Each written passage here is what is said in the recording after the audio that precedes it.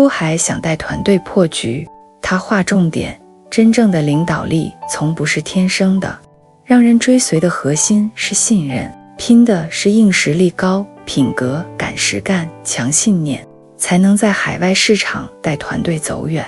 领导力能练出来。这次我们访谈的是世界同桌共同主席、资深律师 Roger Roy。作为帕洛阿尔托海恩斯和布恩律师事务所的合伙人，他始终站在新兴成长与风险投资领域的前沿，从初创公司的业务架构搭建，到成熟企业的融资并购规划，再到复杂税务问题的精准破解。Royce 用专业为企业发展保驾护航，在农业科技领域，他更是公认的权威顾问，凭借深厚积淀为行业破局指路。而在专业协会的舞台上，他同样光芒四射，身兼美国律师协会税务部税务实践管理委员会主席、美国税务顾问学院院士、加利福尼亚州律师协会代表等多项重要职务，以前瞻视野推动行业规范发展。不仅如此，他将多年实战经验凝结成 Dead on Arrival: How to Avoid the Legal Mistakes That Could Kill Your Startup, 10,000 Startups, Legal Strategies for Startup Success 等著作，成为无数创业者规避法律风险、实现成功的指南针。So if I want to ask you a question about what lesson that Chinese entrepreneurs should learn about, could you give us the 5 lessons that they should know about? Yeah, so thanks for that question. I work with most of my clients are entrepreneurs from other countries coming into the United States, including China. And it's no secret that it's difficult to do cross-border business with China right now on the inbound side. I don't know if it's difficult, but there's less of it now than there was. But that doesn't mean zero, and that doesn't mean impossible. So it definitely is possible. And this is a very big market, and this is a land of opportunity.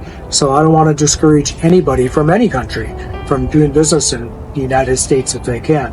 So number one is what you'll find in the U.S., which is different than other countries and much different than China, is the importance of formalities.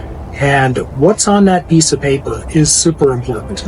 And we are a country that is really built on documents, or a legal system, I should say, that's built on documents. So it's very, very important to get the appropriate documentation in place immediately. I know in other places people do business on their word, on honor, on handshakes. That's not how it works here. People do business, and keep their promises under the threat of litigation based on the documents that they've signed. As cynical as that sounds, that's just a fact of life, and you will save yourself a lot of trouble. And I tell people in my books, I've written 2 books on this, I say, what a tragedy it is when I see an entrepreneur that they got everything right. They got the right product, they got the right technology, they got the right team, they're in the market at the right time, they manage to get someone to give them money, and their company fails because they don't have the right legal documents. I've seen that my whole career. So formalities matter a lot in the United States. The second thing that I would say is that for any entrepreneur coming here is that legal protection of property rights is super important. And this goes one step beyond the documentation. It's understanding what is your secret sauce? What makes you valuable? Is it your people? Is it your intellectual property? Is it your mark? And I can think of companies, in all 3 of those categories. Whatever it is, understand that, acknowledge it, and then protect it. And there is a well-established way to protect all of those things. Let's use some examples. Think of a big consumer brand. How big would they be if they were not able to protect their mark, right? Would anybody use any of these social media platforms if you couldn't find them because they had a different name? It's super important. Or what if it's an invention that you have? How valuable would it be if everybody in the world could copy it? So we really need to figure out a way to protect it. Or maybe you've got just the right group of people assembled. How valuable is that if everybody knows how they could poach your people basically and take them away from you? So understanding what those valuable assets are, and then putting in place the right legal protections. So I think those are two pretty good tips. Very good. And I know that you have been involved in shaping the law and shaping the future of the CPA. You're the CPA also, right? Yes, I am. Yeah, so you have been shaping the law of a CPA. And can you tell about your experience about this? As a CPA? Yeah. So I'm okay. So I got to be careful here. I'm a CPA, but non-attest, meaning I don't do audits. So in California, CPAs, you can be like the CPA that advises on tax, or you can be a CPA that actually do an audit. So I'm the kind that just does tax. And it's funny, I majored in accounting, and I got my North Dakota, where I'm from, CPA license in 1981. And I didn't get around to getting my California CPA license until about 5 years ago. Wow. Wow. Talk about putting things off. And I thought I just should do it since I've been here since 1991. You definitely, when you put your team of advisors together, and I'm a team player, I believe in having the right team. Yeah, you need a lawyer. You need an accountant. Probably need a banker. You might need a realtor. You might need a whole set of a payroll services provider. You might need a whole set of people, benefits provider. And I believe in having all those people on board. But really, the first person I call is the accountant, because I want to make sure we get the financials and the tax right.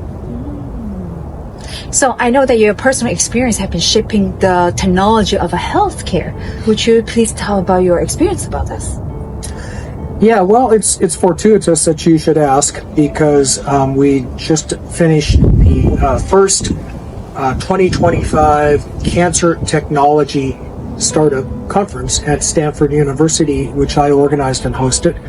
And we brought together, we had about 24 investors and 80 additional attendees, all in the space of cancer therapy technology.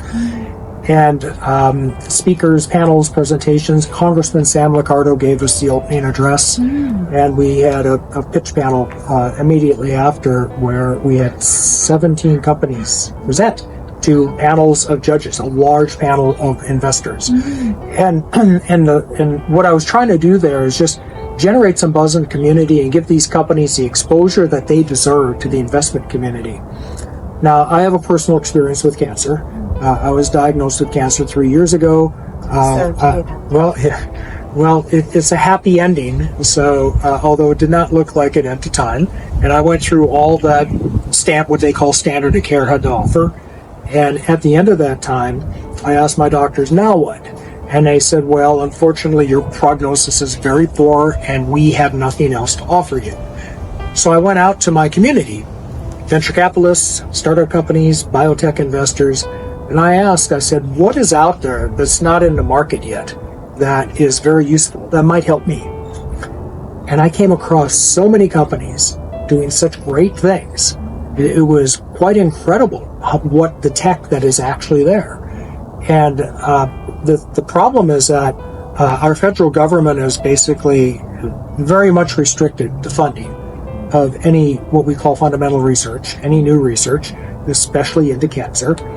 And the very large companies, big pharma companies, it's not economical for a company that has to report to shareholders to swing for the fences and take big risks.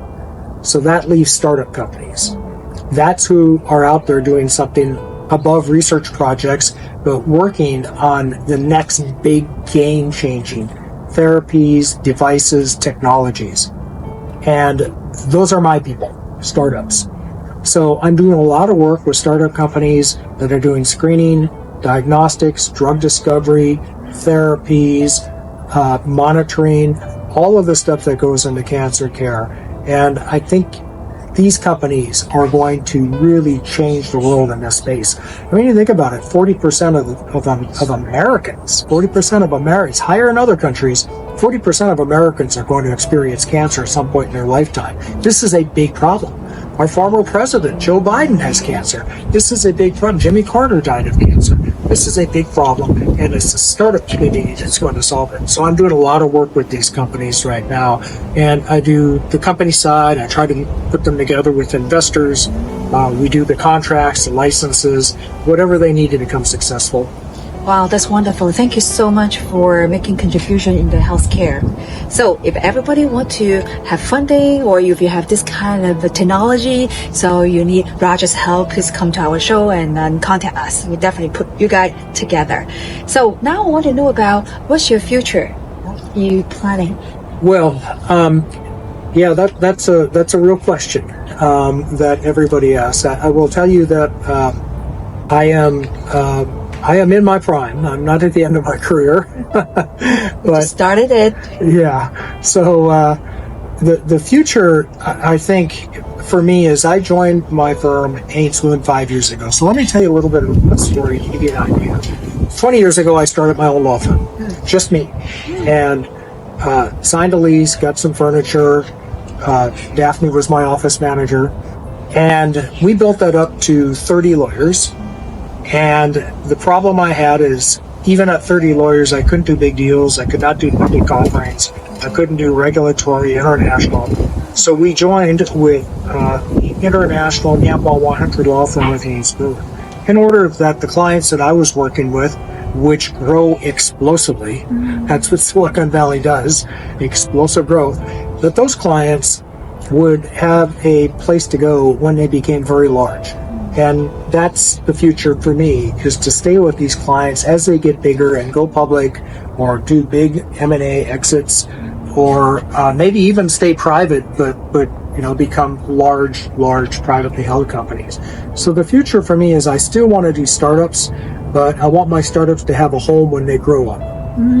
That's beautiful. So now I want to ask you a question. Since you will focus on the leadership, so I want to ask you is, what is your opinion about leadership? My opinion about leadership? Yes. Gee, I think it's important.